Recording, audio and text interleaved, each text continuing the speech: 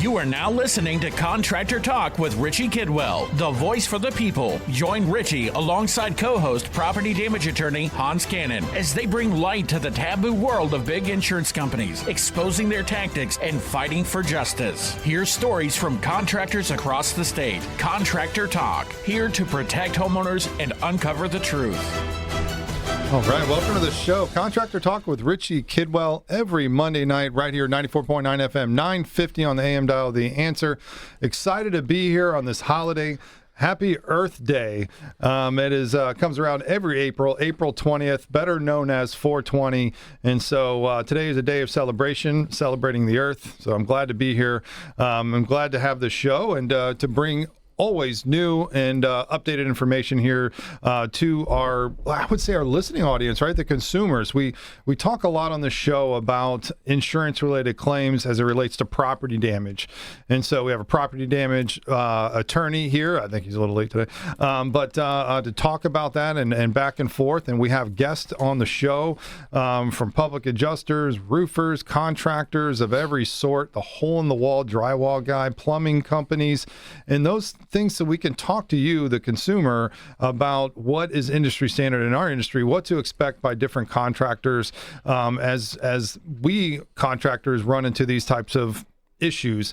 And we need to know what type of, and we're talking about as it relates to how the laws have changed that affect the way that we do business, right, as contractors, and then educating the consumer of those changes and how that affects them. As you know, costs then run downhill. So, in extra layers of I want to say just like of stuff that we have to go through as contractors to ensure that we can still help you in your time of need.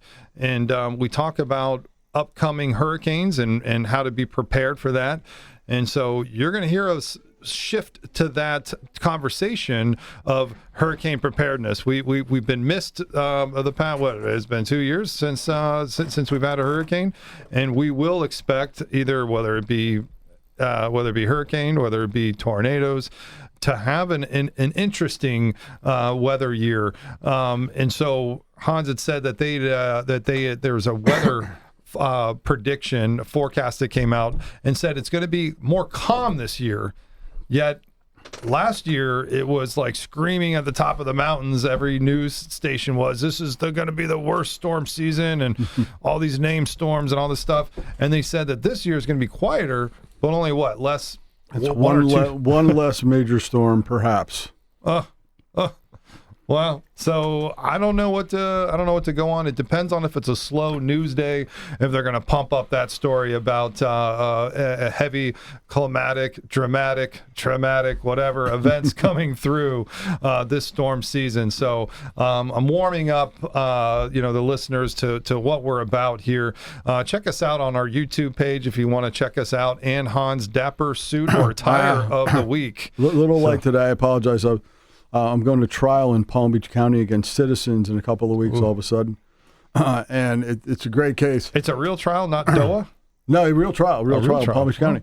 Okay. And so it's a vertical duplex. Okay. So 2 sides, one side owned by one person, one side owned by the other, but it's a common roof. Mm-hmm. So Edison insures one lady, Citizens insured the other. Edison comes out and says, we agree, we think it's storm damage, and they buy her a new roof.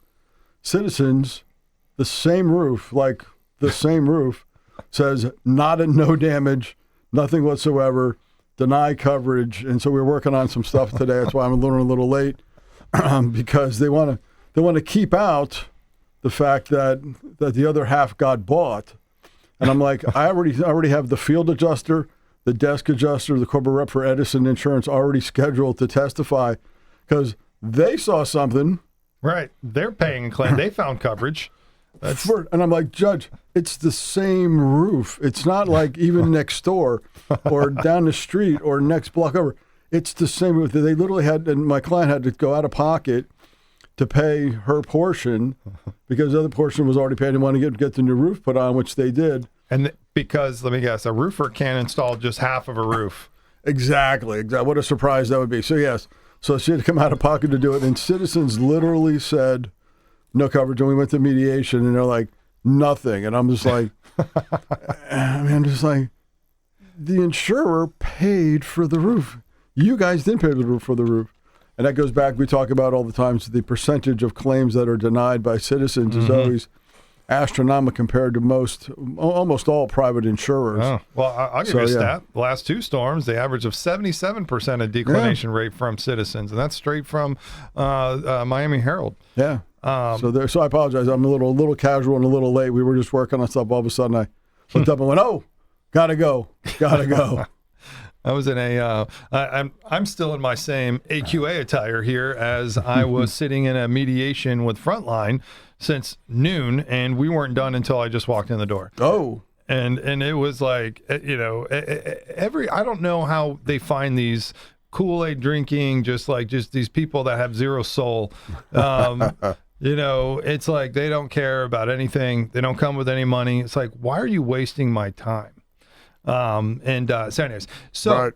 But here we are. We digress, right? And we take our lessons, right? And we tell not only other contractors through the Restoration Association of Florida.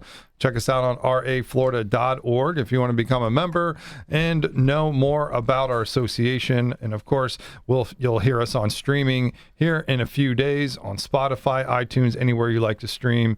And so check us out on our website, contractortalkpodcast.com. So many different ways to find us and our supporting network. And so as we move into hurricane season, or right now, I would say maybe real estate season, ... question mark, right? I mean, I think that's the market that's churning right now and ahead of storm season, right? We're coming into spring break at the end of school. I don't know. I just know that kids aren't going to be going to school here soon for a month or two or something. So it tells me we're coming to the end. But I know the real estate market is pumping right now. That means inspections are up. Mike, what's going on, man? Our guest today. Hello. Thanks for having me back in. All of that's true. What we're seeing on the inspection side is a good uptick, steady uptick of phone calls coming in, and now clients booking appointments and inspections. And as you know from the last time that I was here with you gentlemen, I am also a real estate agent now as well. So even the leads are starting to pick up, especially from sellers, people interested in putting houses on the market. So I get to see it from both ends. So you're right. We're at the end of the spring break, coming towards the end of school. Maybe kids are grown. Mom and dad say, okay, we'll see you later. Then they want to move, not give them the forwarding address for a year or two, Right. Sure, or they stay until the end of school and then they're ready to move so they don't have to break up the kid from the school, whichever it is. Yeah. And then, so you do property inspections. We do. What inspection do you do the most of? Is it for real estate transactions? Is it wind mitigations? Is it 4 points? What do you do mostly? Right now, most of what we're doing is purchase inspection for purchases. One thing I've always encouraged is inspections for pre-listing before you list your home. And so we're starting an uptick in that phone calls coming in for those. Sell me, Mike. Sell me. Okay, I'm about ready to list my home. I am cheap. And I mean, maybe that's real in real life, but maybe, either way, whatever. I'm a cheap client or whatever. I call you and say, listen, man, I heard about you. And I think I should get a pre-listing. I've never been on my roof, never been in my attic. I don't know what they're going to say or whatever. Sell me on it.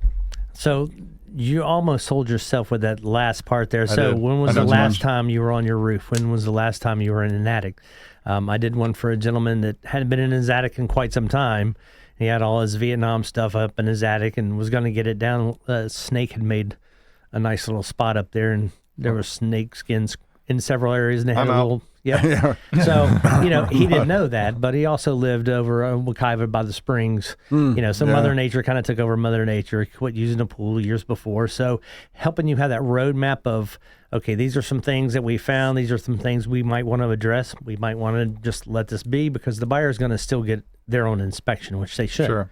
But it helps you gauge, what do you want to do? What do you want to take care of? Or what do you want to prepare to negotiate for when you do list your home? And so maybe that GFI that doesn't trip anymore, being a safety hazard, cost you $35 for a top of the line one plus the cost to put it in by the electrician, right? Versus, several $100 off of the negotiation costs. I agree with that. I think the big thing for me is that when you're in that position as a buyer, you're like, it's going to cost $1 million to fix that. And you're like, it's like $12. But if you go in and do all that preemptive work, you don't give them a lot of leverage. I mean, I know when I bought my house. And it's not a big time constraint because you're on a 10-day inspection period when you're in the middle of that. So, so yeah, I think you go in first. When I bought my house, that had storm damage. So I had the prior owner make a claim under his insurance policy. And then they denied it. So I had him at closing assign it to me, American Disintegrity. Yep. And I had him assign it to me at closing. And then I got a call from a lawyer who goes, did you just get a roof claim assigned to yourself? And I went, maybe. Maybe. Why? Maybe that's a house that I'm buying. Maybe it's a house that I just bought. They're like, oh, I can't believe you did that. I'm like, what? I mean, the guy's got damage. You guys denied it. What do you want to do? But no, I agree. It's funny, like I said, people, I think buyers will tend to overestimate the cost because they don't know what it's actually going to cost them. So like you said, you can go in and do a lot of preventive stuff, probably for relatively limited dollars, take away the leverage that the buyer has to try to puff up the value of the damage that his guy might find. Or we're not dealing with it as many, but we're still seeing them. Polybutylene pipes, they can no longer. So the gray pipes there, if you get a pre-inspection, the chance of finding that and then being able to address that at a better rate and making sure permits are pulled, right, and things are done correctly so that when the buyer does come, now that part's done. Or the opposite, we're just going to go ahead and concede that they're going to have this done, so this is how we're going to make our play. That brings up a question. I'm not a plumbing background type of a person. So do you, if you were to just simply replace the plumbing, you have to pull a permit for that? For repipes, you should definitely pull a permit, and don't not pull a permit. Okay. All right. That's good to know. Because, I mean, in the plumbing world, you hear about it. Me as an inspector, it's like, okay, it's water damage from this, plumbing line break, you replace this. And I've heard of people that have run into that problem where they're trying to either renew or get new insurance, and that's brought out that they have this type of plumbing, and they'll either say, we're not going to write you unless you change it out or whatever. But I usually hear them, if they do it, they get it done, and I haven't heard of them actually pulling a permit. So I'm not saying it's right. I'm just saying, in the inspection world, we see that as on a 50-50 basis. So you could take 10 houses that were repipe, and 5 of those are not going to have a permit. 5 will. When we did our repipe for our home, we had copper. It was from '84. We pulled a permit for that. We pulled a permit to replace the water heater at the same time. So I had 2 separate permits for that. Roof got permitted.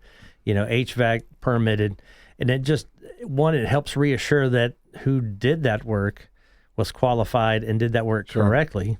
And 2, you don't run into hiccups with the lending side. So I was going to say, if you got into it, though, wouldn't the plumber call that out and say, hey, on this one, and this, because we're in this county, and maybe that brings up another question as I'm talking about it. It's like, in this county and in this jurisdiction, it is called for pulling a permit for this type of work. Does it change by county, or is it a statewide thing? How does that work?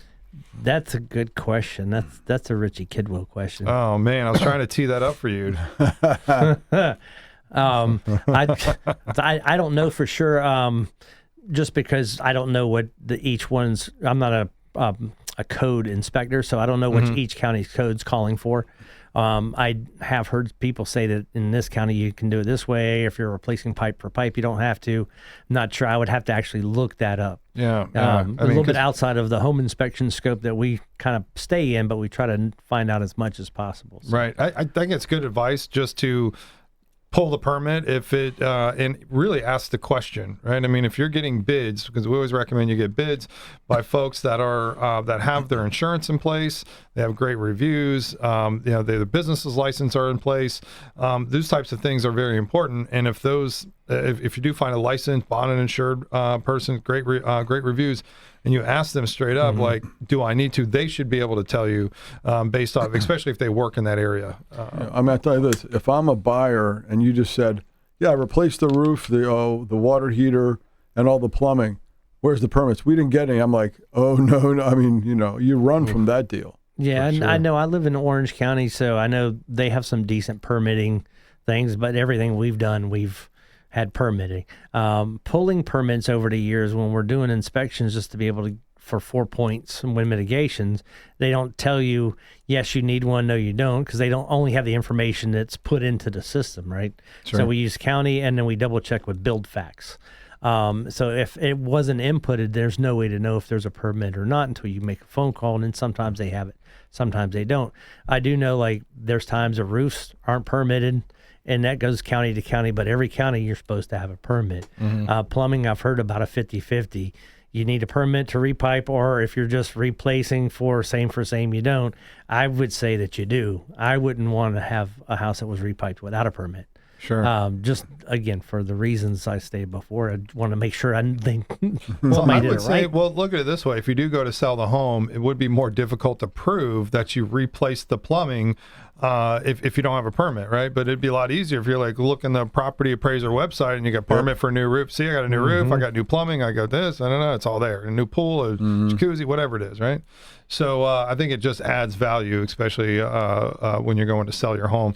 To that dumbfounded question, when I was younger, I bought my first house over in Lake Brantley, and definitely a starter home, and I put a room addition on the back, and then closed in the garage and made it a master bedroom and had this Florida room in the back. And then, years later, go to sell it. And they're like, so, the permit for this? I'm like, no entiendo esto. I don't know. So, so that was interesting. And definitely, and I was not only not expected to get paid for that, but, what is that? You got some explaining to do. As well. So it was more than 20-something years ago. Statute of limitations should be passed by now. So anyways, so let's move forward. But I guess that's a lesson learned, right? I mean, get it permitted. Check definitely with professionals, and we requested you talk to licensed folks in the industry to get the best answer to your question. I mean, also they got to keep in mind the lack of a permit for either an inspector who thinks you need one and should have gotten one. The remedy is they can red tag your house and make you take out all the work that's been done. I mean, so think about that. If you're thinking, hey, I'll save a few $100 on the permit. And permitting is kind of a hassle. It's much easier these days than it used to be. You can do almost all of it online now. But for all the hassle you might think it is, if somebody just decides, and you never know, man, a neighbor, a guy who's just a busybody, never Usually a neighbor. sees that going on and sees all this work going on and doesn't see a permit and just doesn't, either wants to cause trouble or doesn't want any trouble later when your house burns down or falls onto their house or falls into their yard. That's how all that happens. And then, man, you get red tagged. And it's not, and you can't just go like, well, I'll get a permit now, because unless you can demonstrate that the work was done. It's kind of like roofing, right? They come out of dry-in. Once dry-in's done and you put shingles on, if you don't have a permit, inspector comes out, you can't just show them under the shingles. Right. It's a little late at that point, and they can make you strip the whole thing off.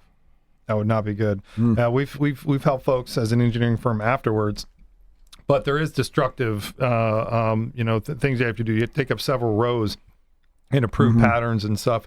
So it's definitely an expensive thing. You're going to spend more money trying to rectify a non-permit than you would by just pulling the permit in the beginning. So, and while we're on this subject of permitting and roofs and storm season.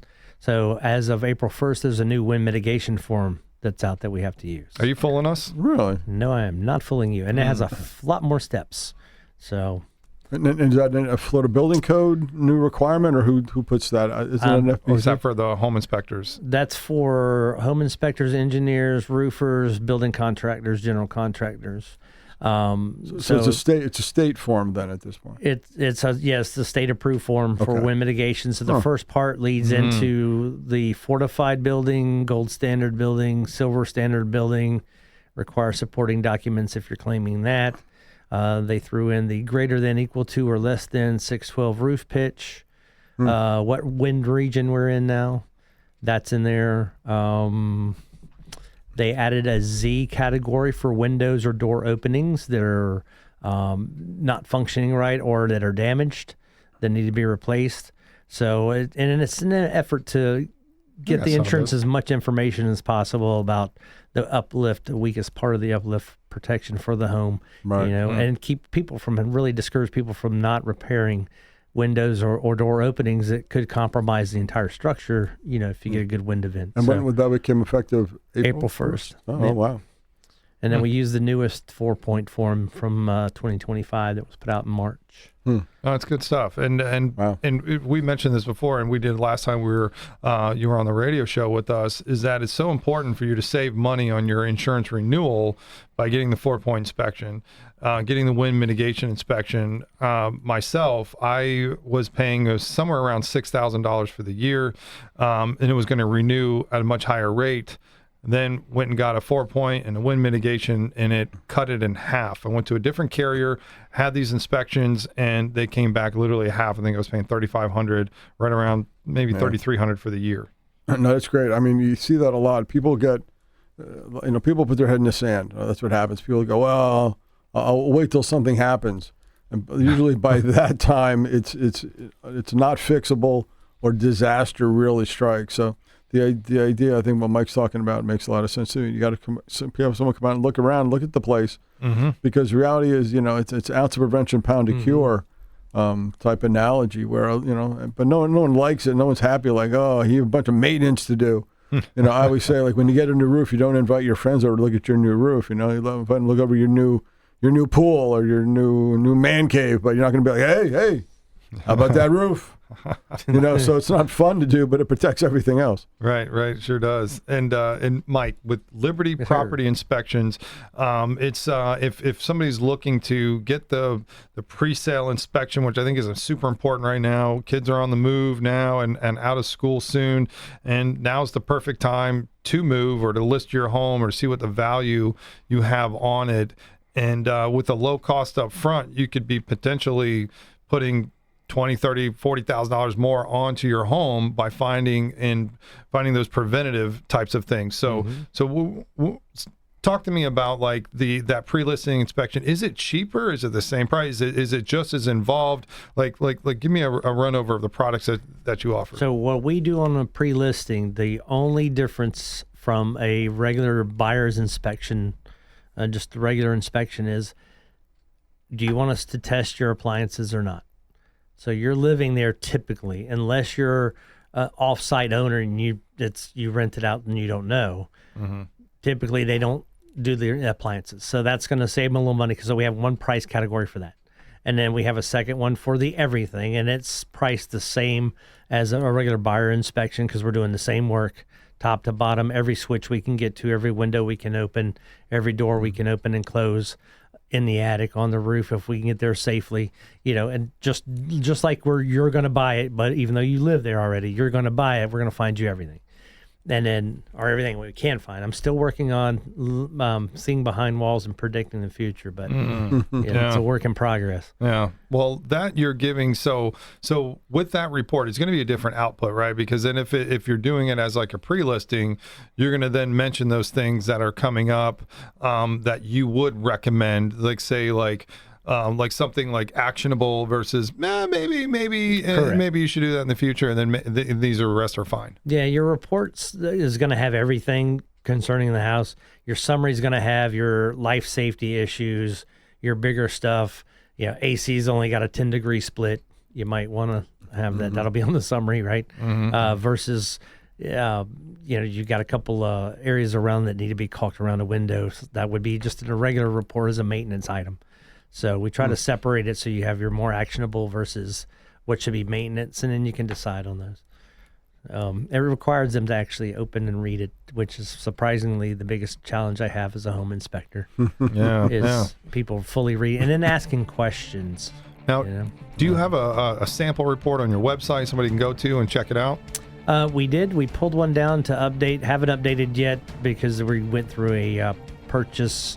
Not we, but our software provider went through a purchase from another company, so we haven't uploaded that yet. But we've now got a back office that works really well with uploads, payments, agreements, all that good stuff. So all that coming soon, just to check out what report they're going to need and check out reviews and such like that. How do we get to your website? The website is libertypropertyinspections.net. If you go under the services tab, scroll down to the bottom, you can find what we do as far as charging fees and things like that. We're also, two of us are licensed mold assessors like yourself. We're not as great as you are, but we're working on it. Hey, we can only do what you can do. True that. All right. Well, we're going to take a quick break, give some thanks to our sponsors. We'll be right back on this Earth Day. All right. We are back live on Contractor Talk with Richie Kidwell, 94.9 FM, 950 AM, The Answer. And we are here celebrating Earth Day today on this fine day of celebration for the Earth. There it is. Earth Day was first recognized in the United States on April 22nd, 1970. And I just learned something new that excuse me, that Hans, you were there for this special event. I was for the first Earth Day. My mother took me. It was we went to Philadelphia for it. But the first Earth Day, I was there, and I was just saying, if you like modern art, Peter Max was a famous artist, did a stamp for Earth Day, and I have a first day of issue envelope to this day, reminds me of my mother, of the first day of Earth Day. That's special right there. It is. It was very cool. I remember it to now, and I was, what was it, 1972? 1970. I was 8 years old. Yeah, I was -8. I was 1. All right. Let's see that you were there to celebrate, and so here we are celebrating many years later. And to my dismay, everybody's head tilt to the side, and I was like, "Happy holidays!" And they're like, "What holiday is it?" I'm like, "Earth Day." Don't you?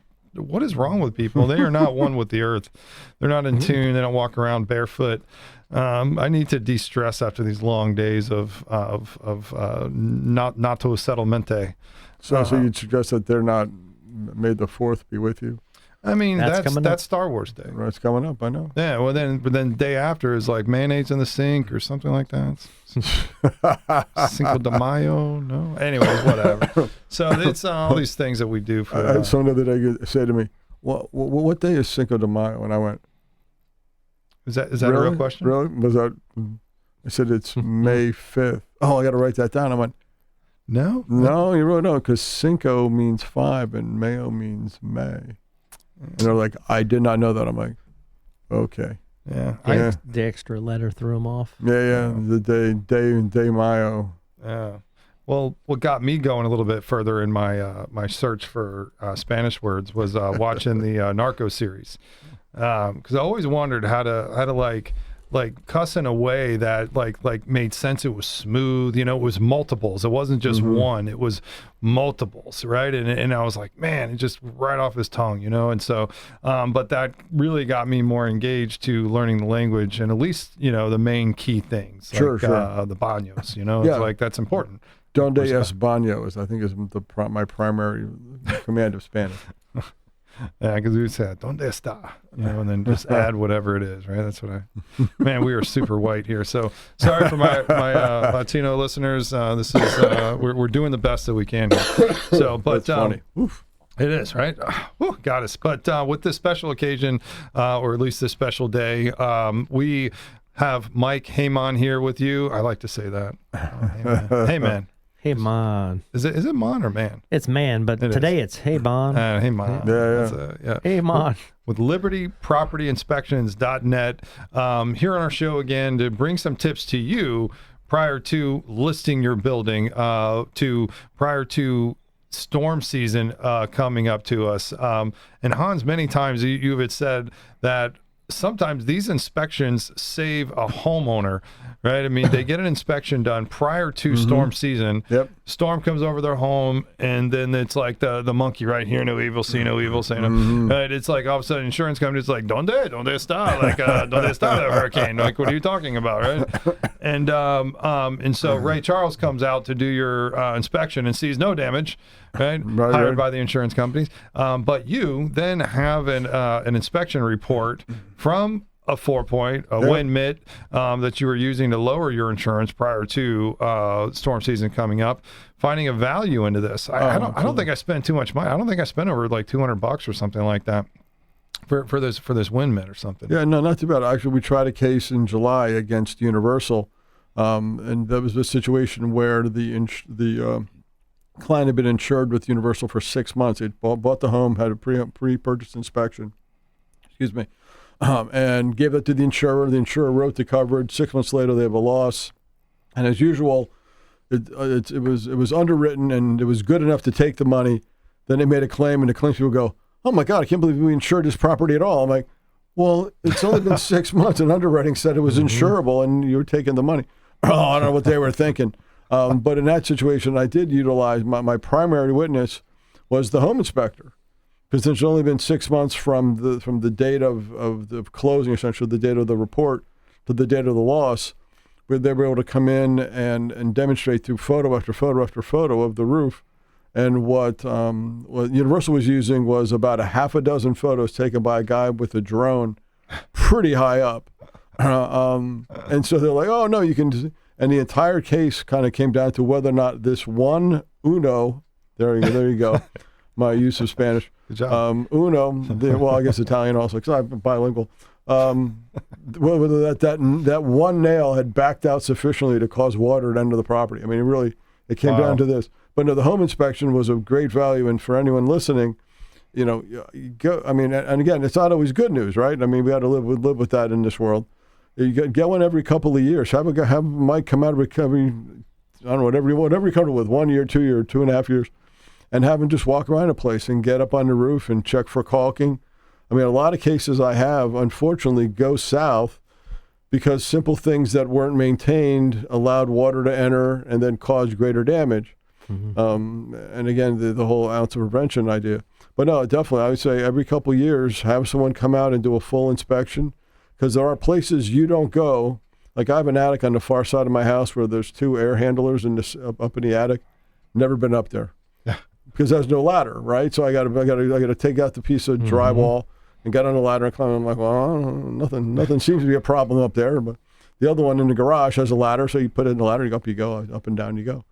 But no, definitely have someone come out and look at your house, and then as Mike said, I also lose cases because people get a report, don't read it, don't do the work, then they make a claim, and then the report comes out and they go, there's a whole list of stuff you're supposed to do. Did you do any of that? No. Did you read the report? I think I glanced over it, is usually what I'm told. I skimmed it. And I'm like, so the list of things it told you to do, just didn't do them. And then that claim goes south too, because the person didn't take the recommendations and knew or should have known it was going to cause a problem.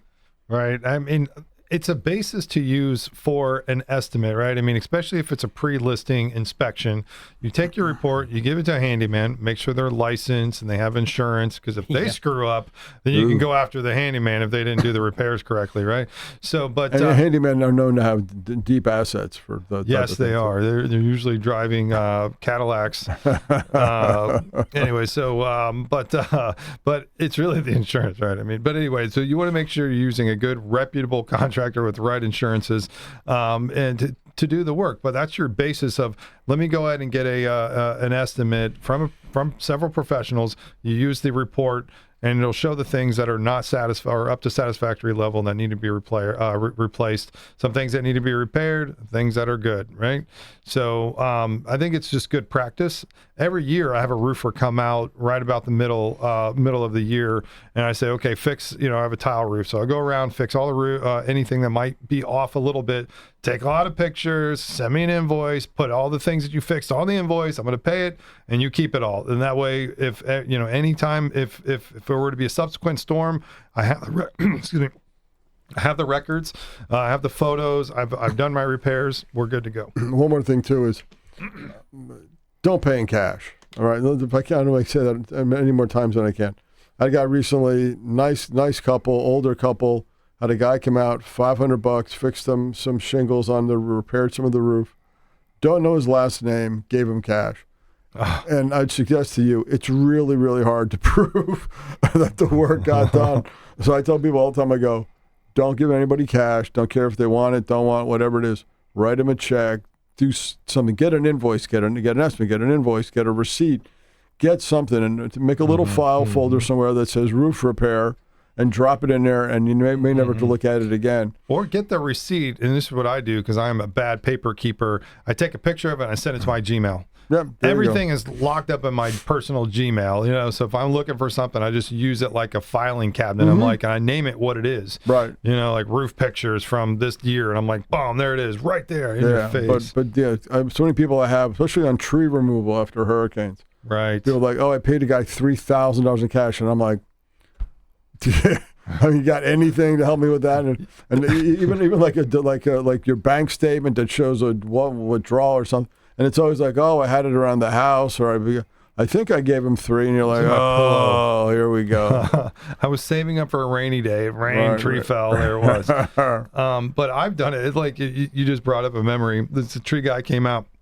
It was $1,000 and it was back there and whatever.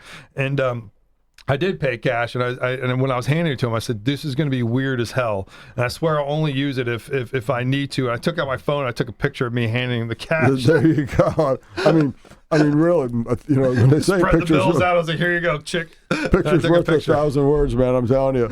People just go, like I said, no last name, nothing on the truck. He was maybe from Alabama. I mean, and the story just gets. The more explaining you do, like we always talk about with Lucy and Ricky. The more explaining you got to do, the more money you're losing.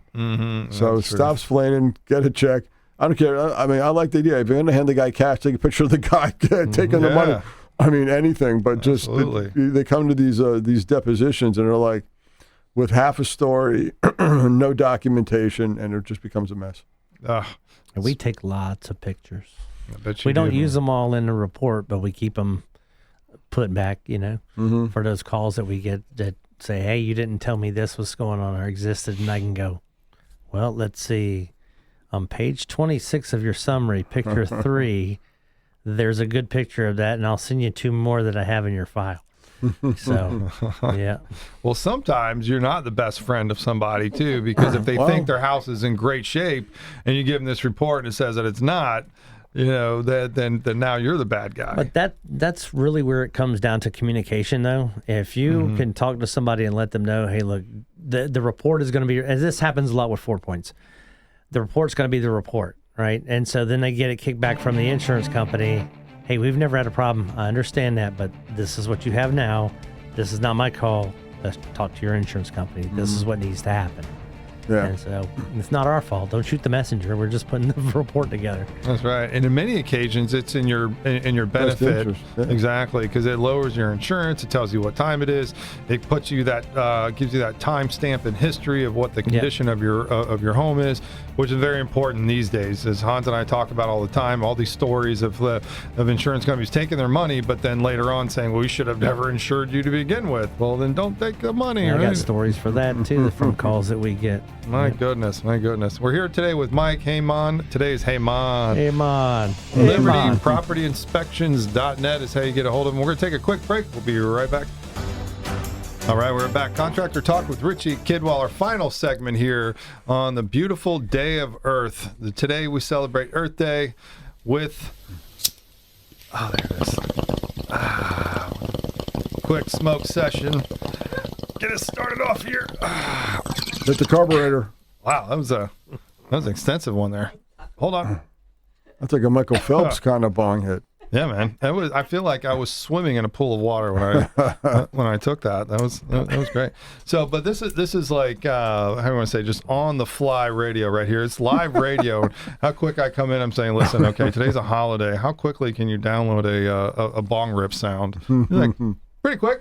Like, all right, well, that works for me. Anyways, so gotta love this, and we'll fix it in post-production, right, as we zip it all together. Gotta love that thumbs up from Angela. And I love these times, right? I mean, not only we get the message out to the public, right? We have a little bit of fun, and we're on Spotify, iTunes, everywhere else you like to stream, and we're on YouTube. So this is a show you don't want to miss. Pin this to the top. Love this show right in here. And then we're talking about the boring stuff, right? I mean, keeping up with your largest asset, right? Nobody really wants to do that, but it's a necessity. As an adult, we've decided to adult here, right? And then unfortunately, that part of that is keeping up with your home, with your largest asset, so you're successful just in case that once in a 10-year or once in a lifetime opportunity, not really an opportunity, but happenstance, however they say that now, is the thing where it happens to you, that circumstance arises and you have to deal with this insurance claim. You've heard enough of our shows to understand that they're not on your side. They're not a good neighbor, and that you need to be well documented. Making sure you keep up with your home. You're prepared before hurricane season. You take plenty of photos of your property. Learn how to fly a drone. I'm not that good at it. I took a couple pictures and then it ran into a tree, but find a 15-year-old neighbor that can run it over, right, and take the pictures for you. However you need to get it done.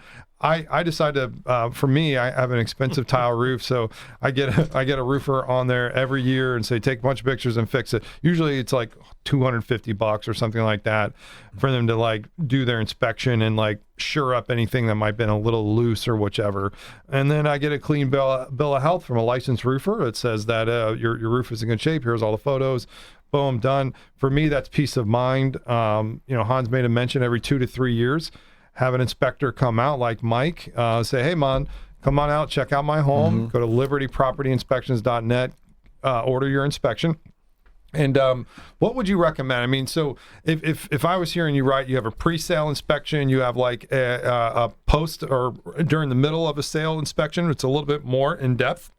You have your 4-point, your wind mit, mold inspections. So you got a list of services you offer. Yeah.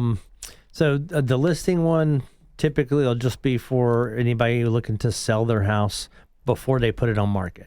Or sometimes we'll have people contact us. They've pulled it off market because it's set for a while.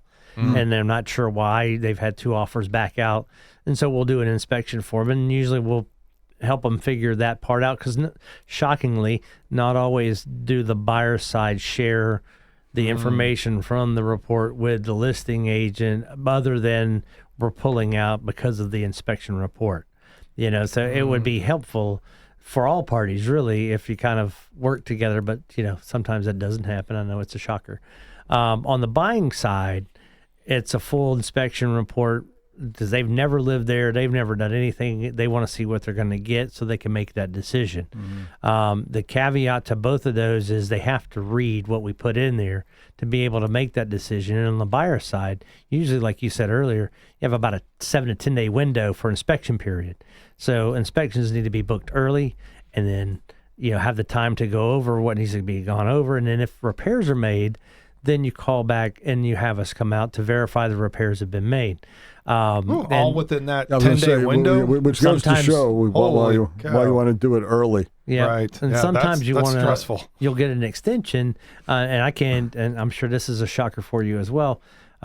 We've had people call us like tomorrow's their 10th day.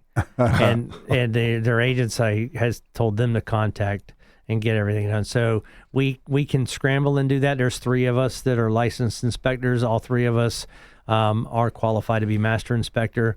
I'm the on-staff certified master inspector. And then we are veteran-owned and woman-owned. So we try to cover as much as we can. I didn't know you identified. You cover it up pretty quick, pretty good. Thank you.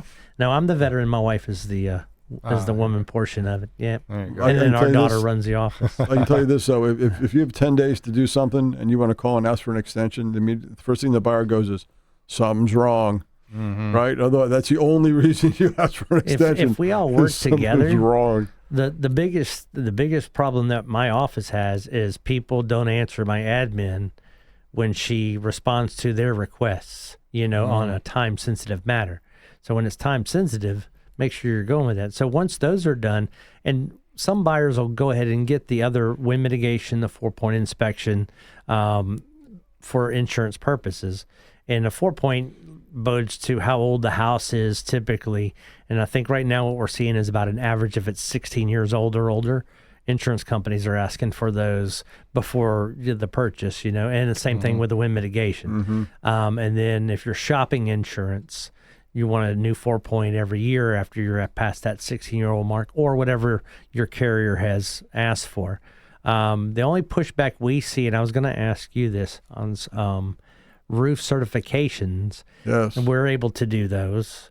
A licensed roofer. To see if they're 5 years or more left. Right. And, your contractor, your roofer, your licensed home inspector. We've had 2 carriers deny the insurance renewal for one of our clients because they won't accept it from the homeowner, our home inspector. They want a licensed roofer or a contractor only, but the form in the state says we're able to provide that service. Right, yeah. So, are they able to do that, or is that someone that if they do that, maybe they should look for a different carrier?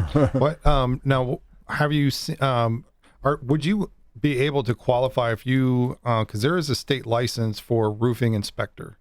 Now, is that for our side, or is that for like a building inspector, kind of like working for the city? Code I was enforcement confused guy, on code enforcement type, or can you apply with your background and experience, be a licensed roofing inspector? I'd have to look at what their requirements are, but I'm sure you could. But the state provides for their licensed home inspector to be able to do that service under our licensure, or anyone that those entities that I mentioned before, home inspector, deemed trained and qualified to do as well. So I could hire you and train you thoroughly to do that. Under me, you can do a roof certification per the state. Yeah. I'm not really sure. Often those statutes, I'd have to look at it again. A lot of times they don't allow for a private cause of action, which often says in the statute this does not allow for a private cause of action, because the base legislature doesn't want to start a bunch of litigation between you and an insurance company about whether you're qualified or not. Even if you're qualified by statute, I'm not sure if there's a remedy available. Like if you came to me and I'd say, well, let's go sue whoever the insurance company is for which I'm not against. Because the statute allows you to do it. I don't know what they're. I'm trying to think. I'm trying to decide whether when push comes to shove, I wonder if they just have underwriting go, well, we didn't mean him. We meant something else, like one of those deals. Right. Where they say, well, no, we accepted his report. We didn't like the condition of the roof. I'm not sure how they try to how you can underwrite. Zag. Yeah, because if you had two houses next door and different roofs, but yet when both had passing, I want to say certifications of 5 years or more, how they can have a different answer in each one, right? I mean, I agree. But we've seen it happen. I was wondering. We've seen neighborhoods, or we've seen homes next door to each other, and the whole neighborhood gets replaced from a hailstorm, and this one gets denied, probably by Snake Farm or something like that, because they believe there was a force field over this one roof, and there was no damage that happened, but everybody else did. We've seen that many times too. But it's the discernment of that adjuster that comes out, right? That's what we always say in the industry. It's really determining the temperature of the adjuster when they first arrive. If they're just in a hella mood when they get there, there's just nothing you can do. It's like, or if you're on the phone with them, just hang up and call back. Maybe they're in a better mood next time you talk to them. But really, it seems that is what you get, right? It's if that person is having a bad day, thereby you are having a bad day. So it's weird, man, how that emotion comes into that, and we say this all the time, Hans. They're so personally involved, and you're like, dude, it's not your money. right. Like, what is wrong with you? You take it personal. Like, I'm taking the money out of your personal pocket and paying for this person's roof, and it's like, holy cow, man. Yeah, and you get that from adjusters and lawyers who act all offended. I'm just like. And I've never understood. I've always said, you realize this isn't coming out of your check, right? I mean, or they're like, I can't believe you sued me. I'm like, well, I used to have a guy, remedy in the statute. But I had a guy, husband and wife, practice together, and she would talk when she got on the phone with you. It was like basically what she was saying is, "What's that smell? I think it's your case." Like that kind of vibe. It was just like, well, and, like one of those things. And I'm like, well, what? Well, like I said, I can't believe that this, they're all offended. I'm just like, well, you can pay it or you don't have to pay it. Those are the two options we're addressing currently at this moment. And we can go down the road. But back to your thing, Mike, I think what we see is what I call the hubris of the insurance industry, that they can they do what they want until someone tells them they can't. Right. And if they decide that you're perhaps too not independent enough, or whatever terminology that they like to use for that.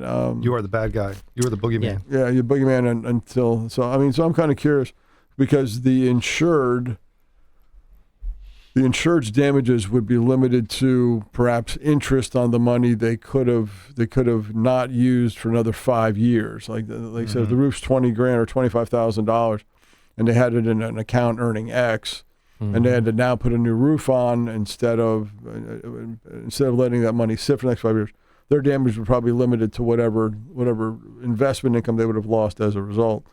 But as far as you go, the question would be: what's really the cause of action, other than something difficult like tortious interference or something along those lines? Then you have to have actual damages. and you got paid for the inspection, so they didn't accept the result, but the homeowner didn't say, well, sir, I'm not paying you because you didn't pass, because you didn't get me past this. So from a damages perspective, you got paid. The insured would have some cause of action, would be kind of limited because, again, it would only be loss of investment income.